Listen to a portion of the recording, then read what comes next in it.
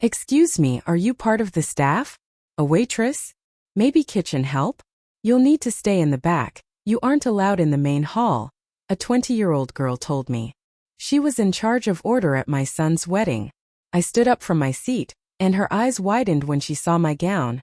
Luxurious fabric, jeweled rings on my fingers, and the designer heels I'd spent $2,000 on. "Oh, I'm so sorry. You must be some distant relative if they placed you here," the wedding coordinator stammered.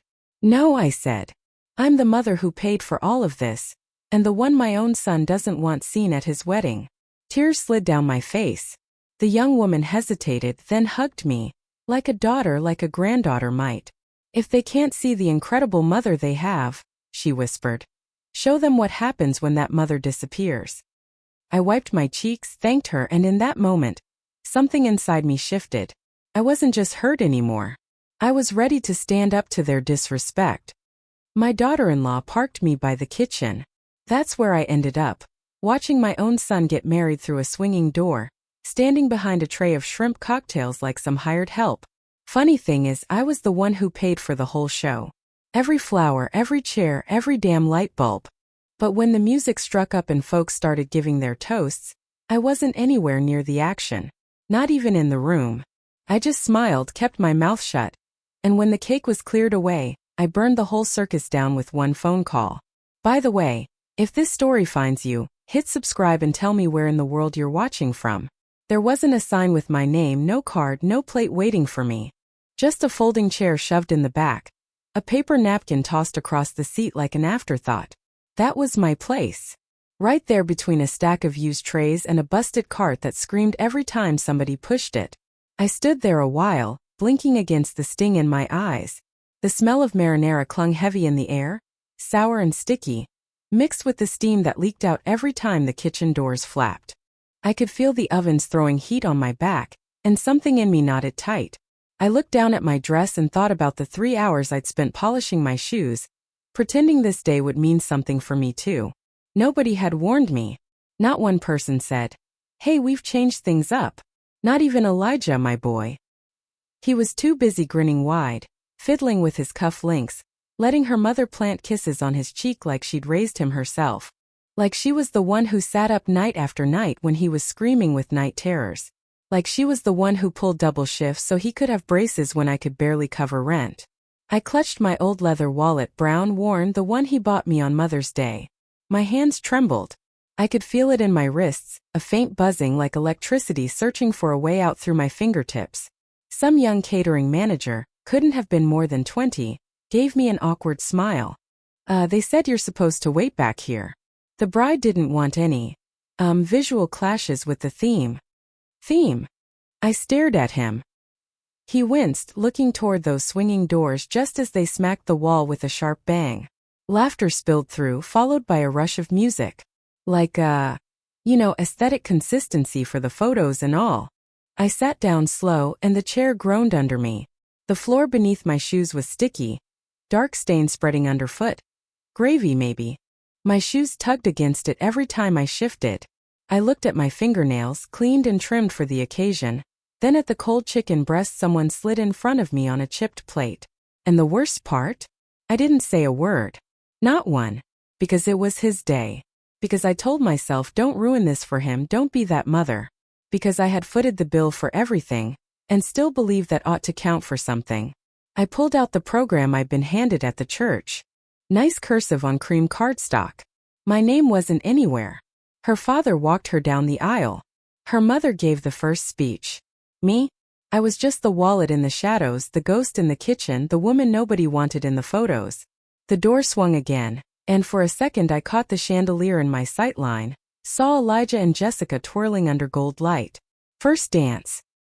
He never once looked toward the kitchen. I pressed a napkin to my mouth, pretending to wipe away a spot, hiding the burn in my eyes. I told myself it was onions or the kitchen steam, not the sting of being shut out. But it was betrayal, plain and sharp.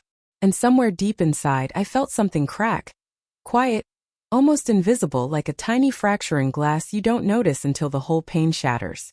I fixed my eyes on the wall across from me, where paint peeled behind a fire extinguisher. I stared so hard I thought I might burn a hole clean through it. That patch of wall became my anchor. The thing holding me steady, keeping me from breaking down in front of a waiter balancing crab puffs. Because I knew if I started crying I might not stop. The chicken on my plate grew colder. I never touched it. Dessert came around eventually. I didn't taste it. Just stared at the white and gold layers, her colors, her perfect vision. And that's when I made the call. Quick, no explanations. 3 cancellations. Flowers for tomorrow's brunch? Gone. The second half of the band's payment? Cancelled. The open bar meant to run till midnight? Shut down. My voice was calm, steady, like I'd rehearsed it. And when I hung up I felt no guilt, no regret. What I felt was something I hadn't touched in years: power. I looked at my hands again. The trembling was gone. My heart wasn't racing anymore. Instead, there was a quiet hum inside me, like an engine turning over after sitting dead too long. The door swung again. More laughter, more light. More of the life I wasn't invited into. Let them toast without me. I had my own plans now. That night I didn't sleep a wink. Laid there in the stiff hotel bed, still dressed, staring up at the ceiling fan as it spun like it might unscrew and drop right onto me. I half hoped it would. The smell of fryer grease clung to my hair. Roses and sweat mixed on my skin like humiliation I couldn't wash off. My feet throbbed, swollen inside the shoes I hadn't dared take off all night. Not even in the kitchen. I needed to look proper, even from the shadows. Around 2 in the morning I sat up. The red glow of the clock mocked me. My phone buzzed on the nightstand. I didn't check it. I already knew: missed calls from Elijah, messages from Jessica, one from my niece. What happened? Everyone's freaking out. Instead, I opened the wedding budget spreadsheet on my tablet. I tracked every dime for over a year. I knew each cent, each upgrade, each indulgence Jessica had asked for.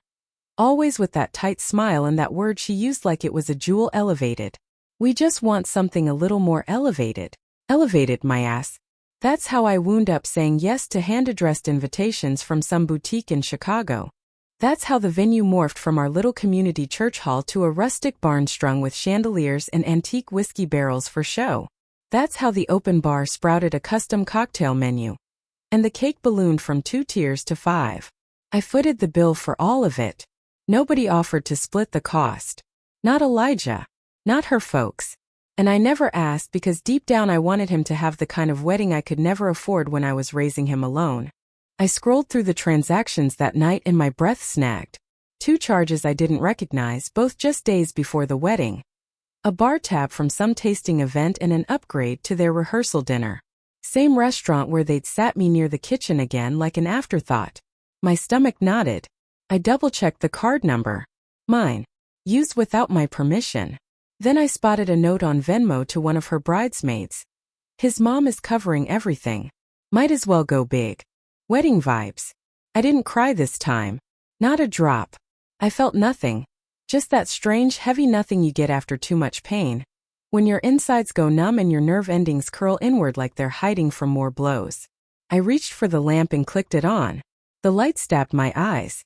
I stood in front of the mirror over the dresser and nearly startled myself. Mascara smudged under my eyes. The soft lines of my mouth hardened into someone I didn't recognize. My hair flat, one side crushed from the pillow. I looked like a woman who'd aged 10 years overnight.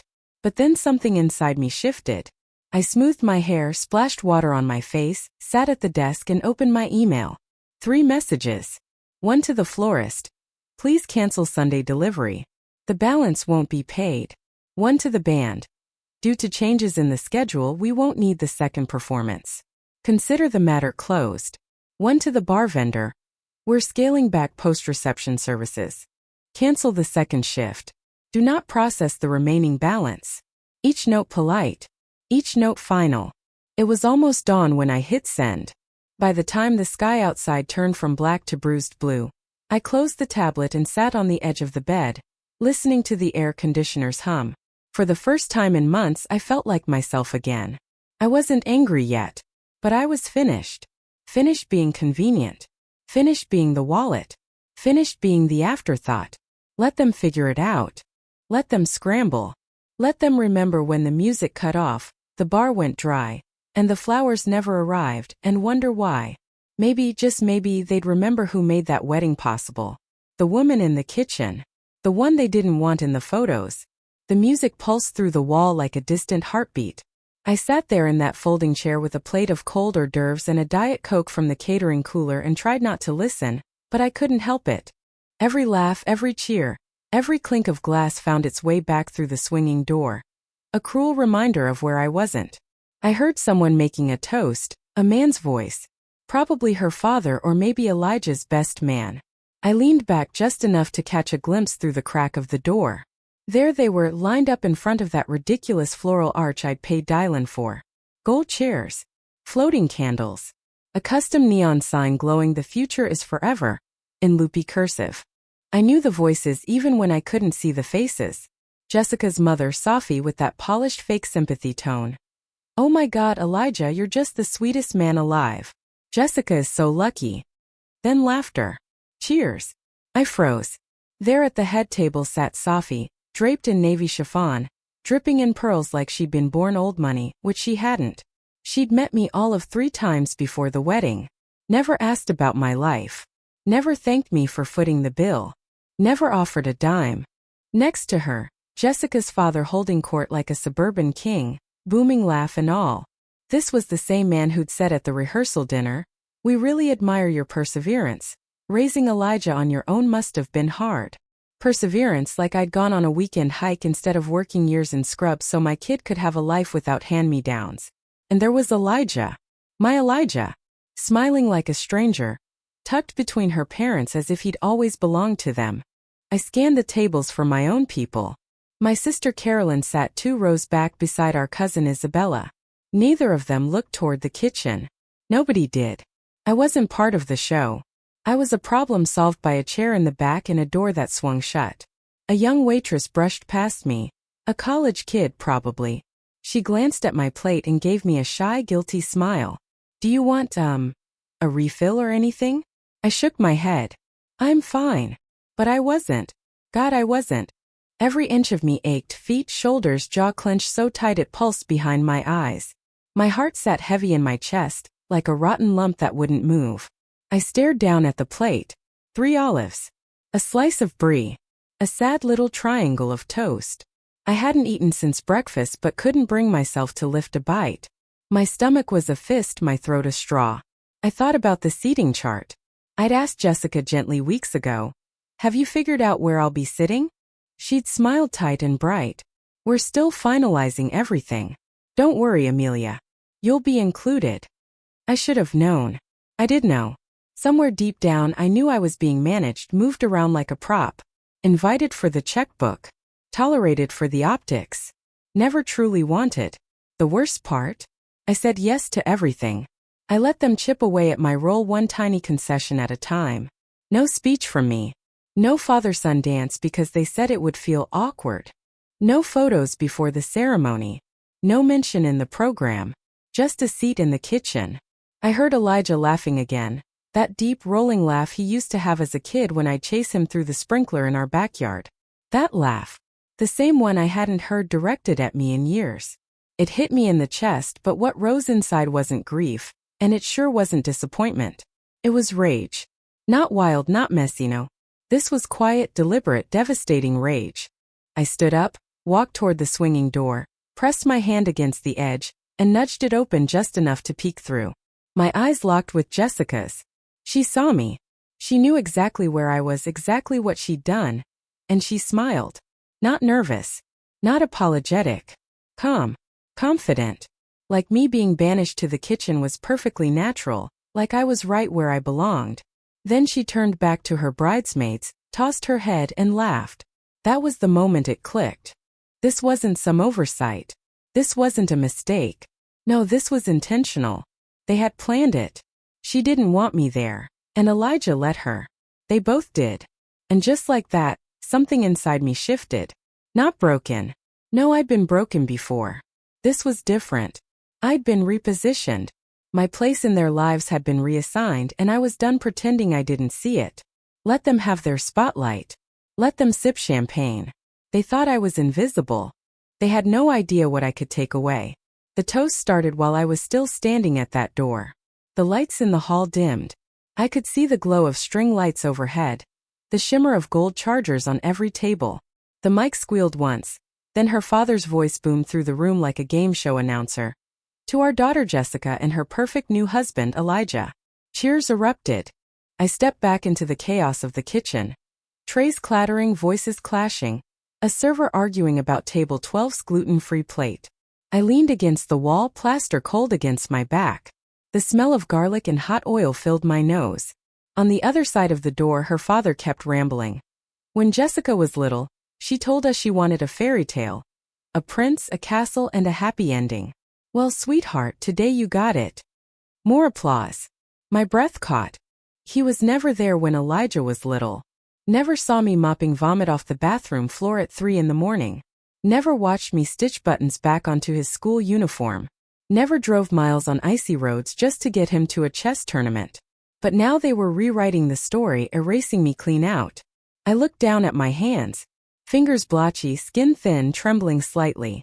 The vent overhead blasted cold air and raised goosebumps on my arms. Then came Jessica's mother's turn, voice dripping sugar, rehearsed within an inch of its life. We're so grateful to be surrounded by so many who love Jessica and Elijah. And to welcome Elijah into our family. He's like a second son to us already. Another cheer. Like a second son. Not a word about me. Not one thank you, not even a nod. No, we appreciate your generosity. No, this day wouldn't be possible without her. Nothing. I bit down on the inside of my cheek until I tasted blood. My feet ached, but I refused to sit. And then came the moment I dreaded, the groom's speech. Elijah stepped up to the mic. He looked polished, radiant, standing tall in the tailored suit I'd helped pay for. I had seen him take his first breath in a NICU unit. Now here he stood, glowing, and I didn't recognize him. I just want to thank everyone for being here, he said. His voice was deeper than I remembered, smooth like he'd practiced in front of a mirror. I feel so lucky. Jessica, you've made me the happiest man alive. And to your family, thank you for welcoming me like your own. I truly feel at home with you all. My throat closed. And to everyone who helped make today happen, thank you. This has been the most incredible day of our lives. But my name never crossed his lips. Not once. I had paid for the venue, the catering, the photographer, the DJ, the linens, even that ridiculous custom neon sign. I'd even bought the dress Jessica wore as she clung to his arm. And still I didn't exist. The servers clapped. I didn't move. The band struck up again, people flooded the dance floor. A server slid a slice of cake in front of me on a plastic plate. Vanilla with raspberry filling. Her favorite. Not mine. I've hated raspberry my whole life. I stared at the thin gold fork they'd given me, my hand steady now. And I remembered when Elijah turned 10 and begged for a chocolate cake with sprinkles. I'd worked 2 extra shifts just to buy the one from the bakery window.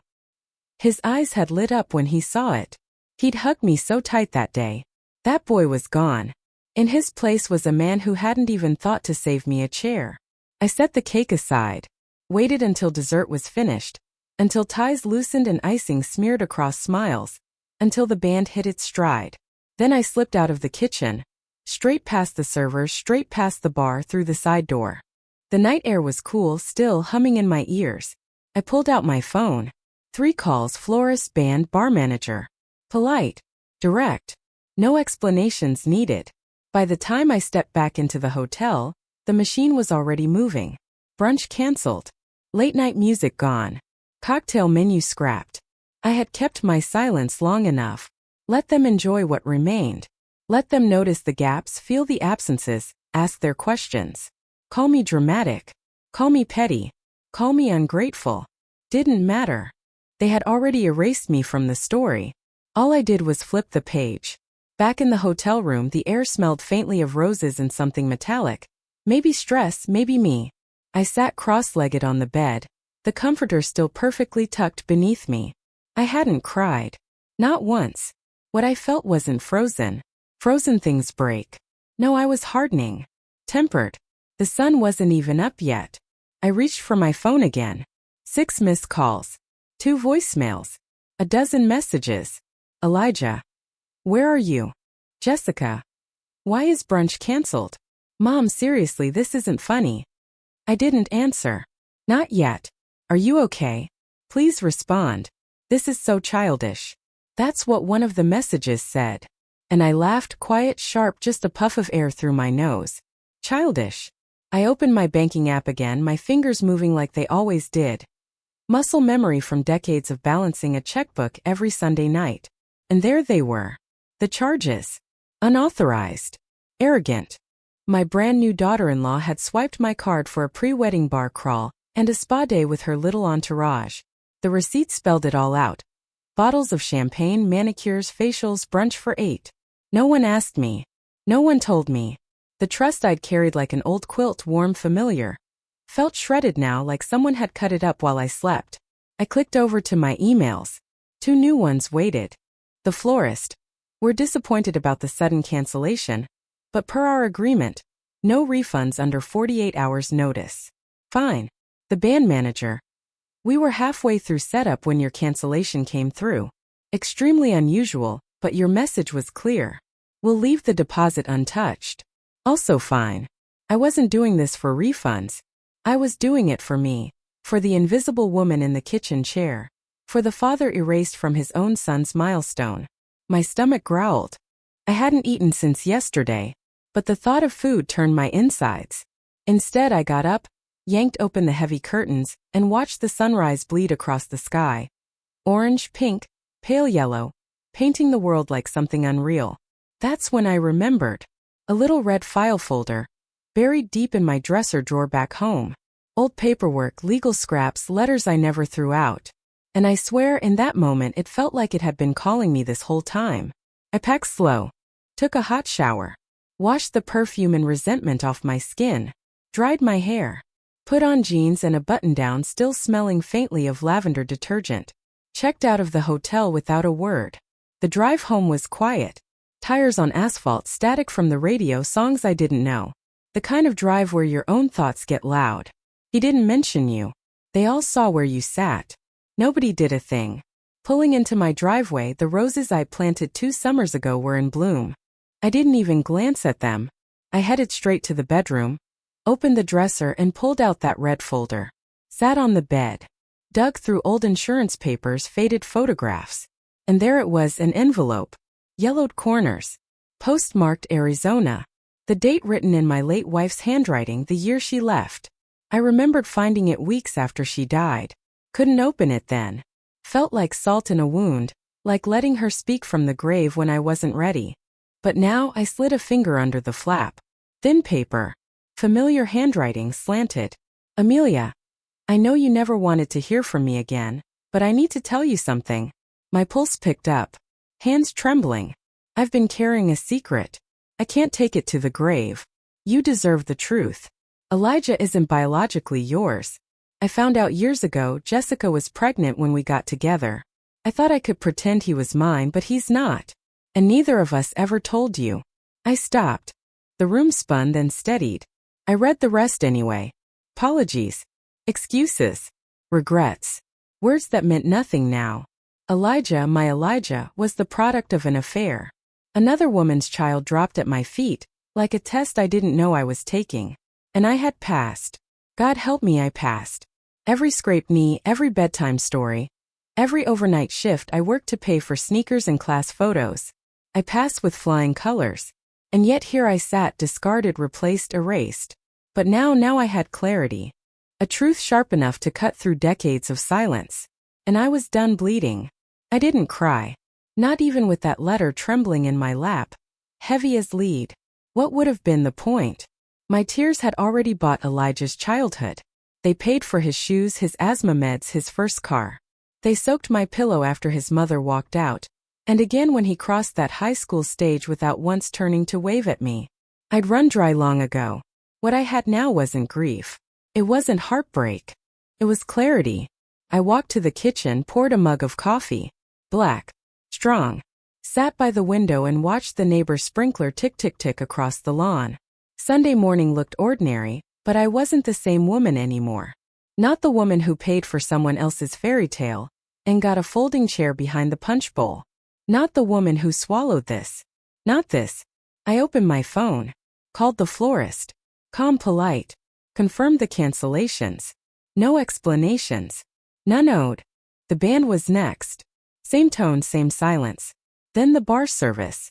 Hi, this is Amelia Langley. Yes, that's right. I'm canceling the cocktail reception for the brunch. No issues. Just a change of heart. Thank you. Click. 3 calls. 3 cuts. I could have stopped there. But I didn't. Because I knew what was coming. I turned off my phone. Waited 5 minutes. Turned it back on. 38 unread messages. 3 voicemails. Elijah.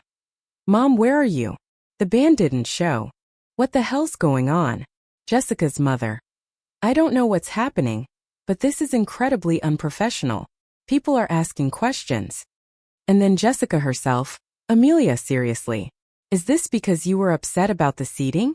That's just petty. We had a vision. Don't ruin this. Petty. That word stuck in my head like a hot iron pressed against skin. Petty. And yet, when I closed my eyes, all I could see was Jessica's smirk across the reception hall. She knew exactly where I was, what she'd done, and that I wouldn't fight back until now. I powered off my phone. Let them spiral. Let the questions pile up. Let them realize the bar went dry because I was the well. That the music stopped because I'd been the one paying the last note. That the flowers never showed because the roots were already rotten. I cleaned my kitchen. Wiped the counters. Fed the cat. It was the most peace I'd felt in months. Around noon the doorbell rang. I didn't answer. Let them knock. Let them sweat in the heat of their own discomfort. That night I posted a single photo on Facebook. Not of the wedding. Not of me. Just a picture of the check I wrote, the one that had made the whole circus possible. I blurred the account number. Left my signature showing. No caption. No explanation. Just proof. A receipt of sacrifice they couldn't spin away. And then I logged off. Logged off Facebook, logged off the guilt, logged off pretending this wasn't betrayal. I didn't need explanations or excuses or spin. Let them sit in the wreckage. I wasn't pulling them out of it. The silence that followed told me they were scrambling. No more texts. No more calls. Just that strange stretched quiet, like the eye of a storm parked right over my house. I could feel it, the tension, the waiting. They didn't know what I'd do next. Truth be told, neither did I. But I knew this much, it was going to be my move, not theirs. Monday morning I brewed coffee and sat by the window. No cologne, no watch, just me, the day, and the hum of the fridge. Elijah hadn't called since yesterday. The last voicemail was short, stiff, defensive. You really made a scene, Mom. Everyone's talking. You embarrassed us. I don't know what you were trying to prove, but you crossed a line. Didn't even make me flinch. Because here's a truth nobody likes to say out loud. You can give someone everything, your time, your money, your love, and still be disposable. You can build their whole world and still be told you're not part of the vision. Betrayal didn't surprise me anymore. What surprised me was how little I cared once I stopped begging for their approval. That morning, I deleted Elijah's contact from my phone. Not the number, just the name. I didn't need to forget him. I just didn't want his name lighting up my screen like it still belonged there. By noon I was out running errands. Grocery store. Post office. Small things that keep life moving. And in the bakery aisle of all places, I ran into Isabella, my cousin who'd flown in for the wedding. She smiled when she saw me, though hesitation flickered behind her eyes. Amelia. Hey. I nodded. She stepped closer, dropped her voice. Are you okay? I met her eyes. Were you okay? Watching me sit back there? Her cheeks flushed. I didn't realize that was on purpose. I thought maybe you. No, I cut in gently. You didn't think. That's all. Silence stretched. Then finally, I'm sorry. It was wrong. I should have said something. I gave her one nod. Thank you. She looked lighter, relieved, like my small forgiveness had freed her somehow. It hadn't freed me, but it was a start. When I got home there was a bouquet on the porch. Carnations. Cheap. Already wilting. No card. I didn't bring them inside. Walked them straight to the trash. That evening I checked Facebook. The photo of the check had nearly 100 comments. Old friends, coworkers, neighbors, people I hadn't heard from in years. Some confused. Some outraged. But most understood. One comment stopped me cold. This broke my heart, Amelia. And I've never related to something so deeply. Thank you for showing us we don't have to stay quiet. That was it. The beginning of something new. Not revenge. Not spite. Power reclaimed. Let them rage in their group chats. Let them twist their little narratives. I wasn't replying. I wasn't explaining. I was choosing silence, not as submission but as control. And this time the silence was mine. It started with the drawer. That stubborn one in the guest room dresser, half stuck, always needing a little hip bump to open. I wasn't even searching for anything.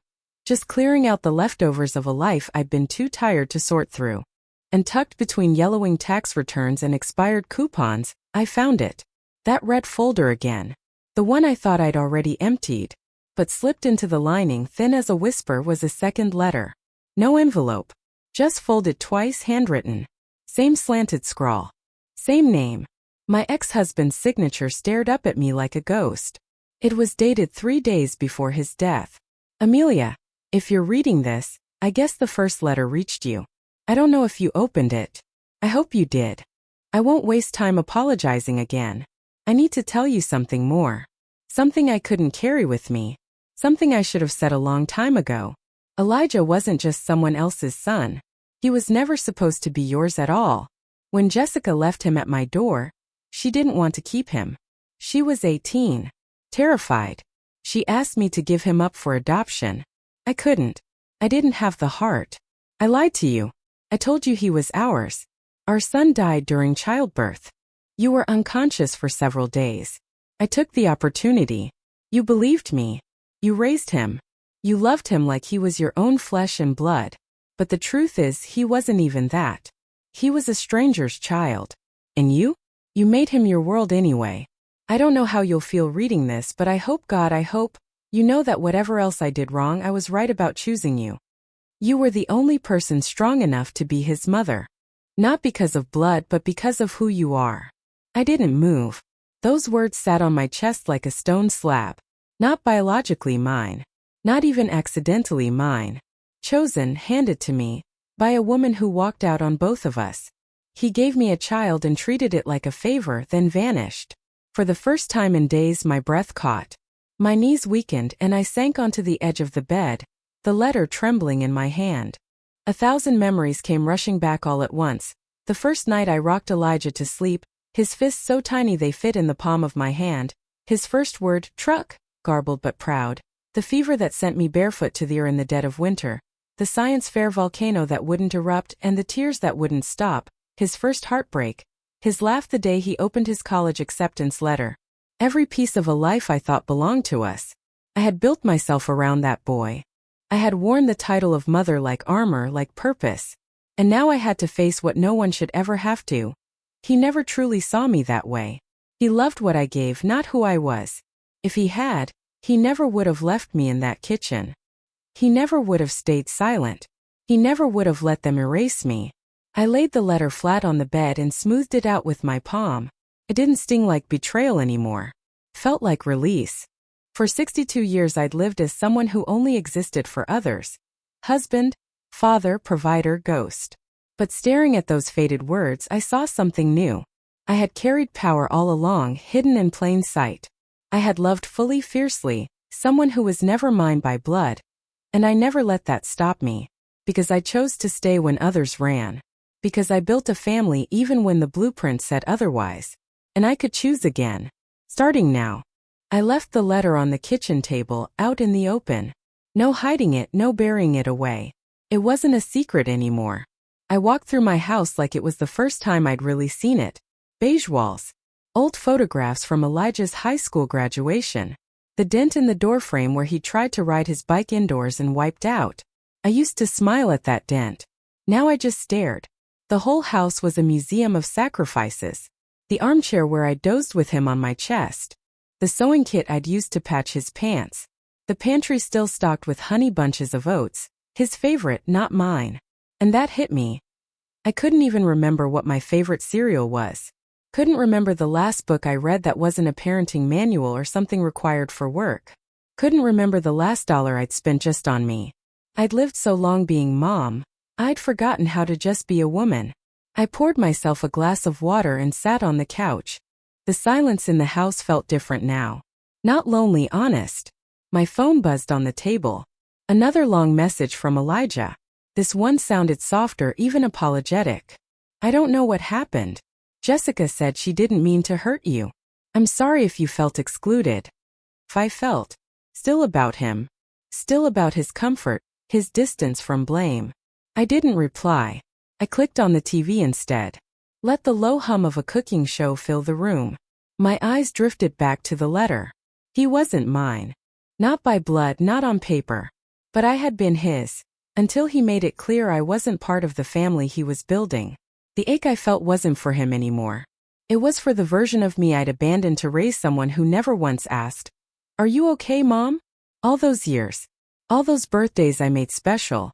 All those Christmas mornings I stayed up past midnight wrapping dollar store gifts like they were treasures. All the dishes I washed, the meals I made, the quiet sacrifices no one noticed. I had been his background music, his safety net, his silence. But no more. That night I took down every framed photo of us. Not out of anger, not out of spite. But because it was time. Time to stop living in a shrine to a version of fatherhood that required me to vanish.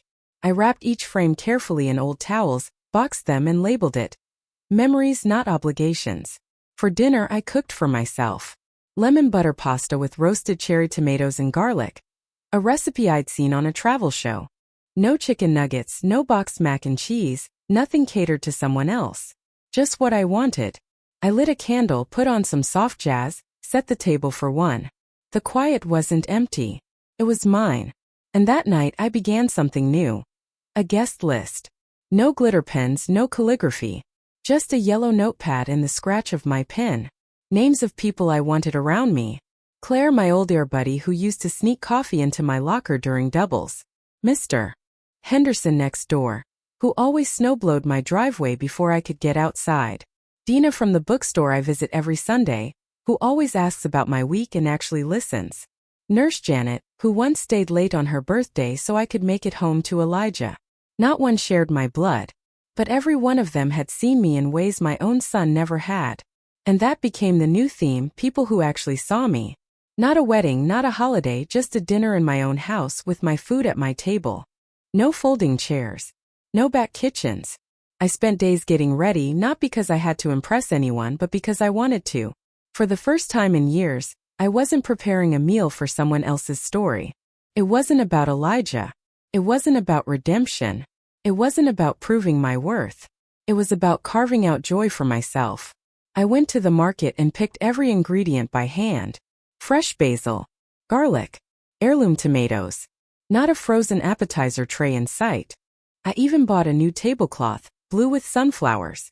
It reminded me of what I would have liked back when I was 20, before all the shits piled up around my life like bricks.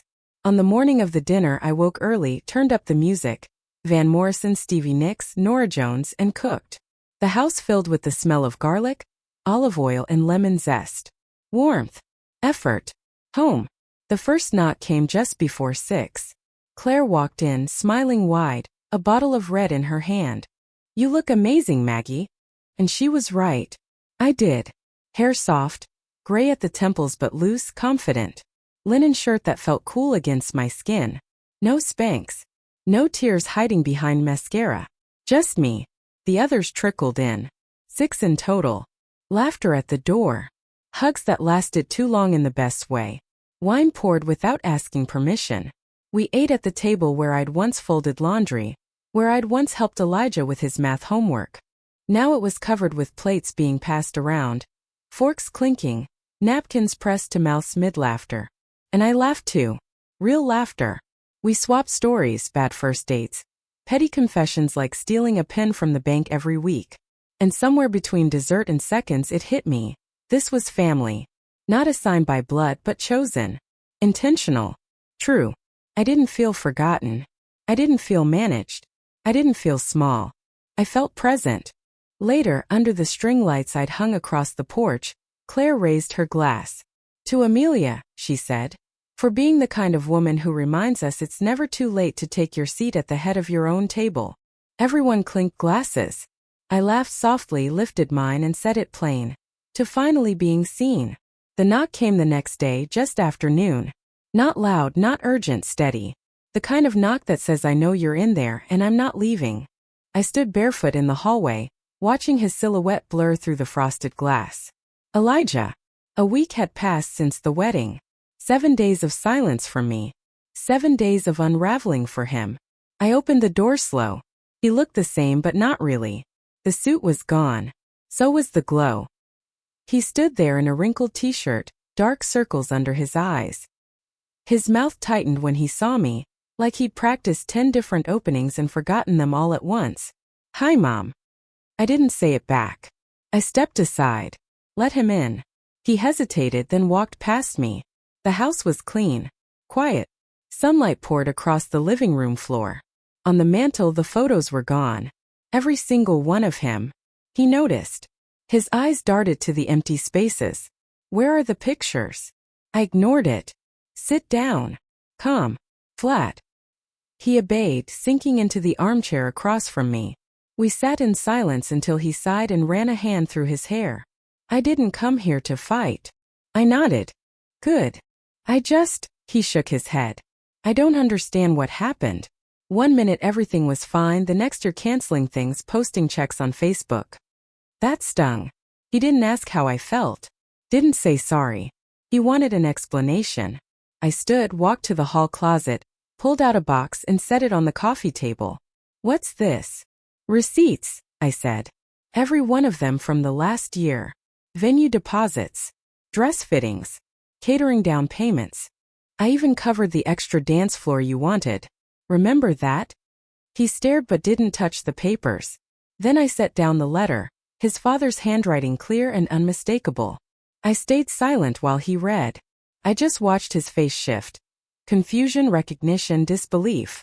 Finally he looked up, voice cracking. "You knew." "I do now," I said.